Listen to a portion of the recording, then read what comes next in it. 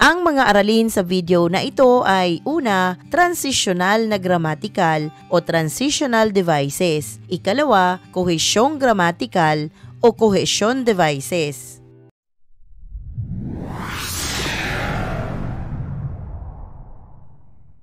Ano nga ba ang transitional na grammatical o transitional devices? Ito ay mga instrumento na ginagamit sa pagsusulat, salita o parirala na paraan upang magdala ng kaisipan mula sa isang pangungusap patungo sa isa pa. Ginagamit rin ito para maisalin ang ideya galing sa isang paksa papunta sa isang paksa o kaya talata patungo sa isang talata, nag-uugnay ng mga pangungusap at talata sa isang maayos na paraan. Mayroon tayong tinatawag na uri ng transitional na devices. Una, pagbabago sa pagitan ng pangungusap. Ikalawa, ginagamit kapag ang pangungusap ay lamang bahagyang may kaugnayan. At ang pangatlo, ang mga ideya na kailangan maging konektado.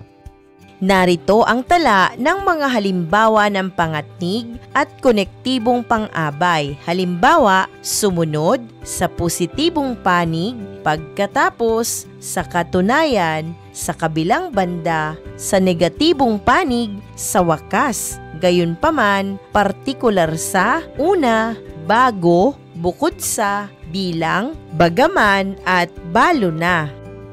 Dumako naman tayo sa kohesyong grammatical o cohesion devices.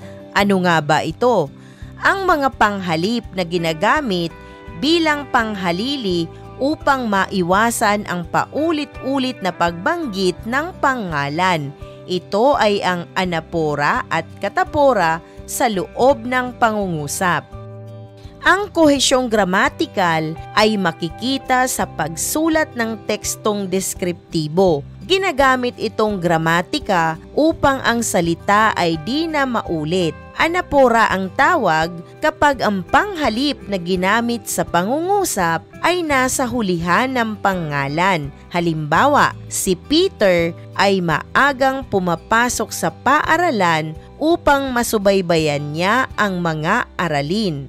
Pansinin ang nakabilog na pangalan na Peter at yung niya na panghalip upang hindi na uliting bigkasin ang pangalang Peter. Ikalawang halimbawa, si Rita ay nakapagtuturo sa paaralang bayan. Diyan siya nakilala ng iyong anak. Pansinin ang pangalang paaralang bayan. Pinalitan siya ng panghalip na Jan. Sunod na halimbawa, kinausap ko si Hector. Sinabi ko na siya'y mahusay gumawa ng sulyeras. Yung pangalang Hector sa loob ng pangungusap, pinalitan ito ng panghalip na siya.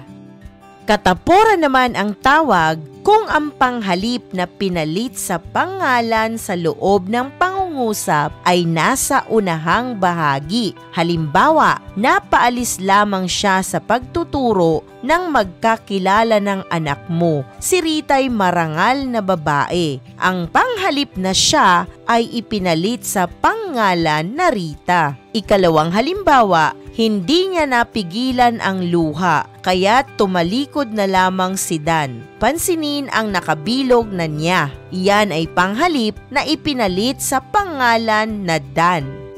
Isang mahalagang aralin muli ang iyong napanood. Maraming salamat sa panonood sa channel na Aralin sa Filipino. Huwag mag-atubiling mag-comment ng inyong tanong, suggestions o paglilinaw ukol sa aralin. Munting kahilingan sa iyong kaibigan, paki-like, share and subscribe para updated ka sa mga susunod pang bagong video ng Aralin mo sa Filipino.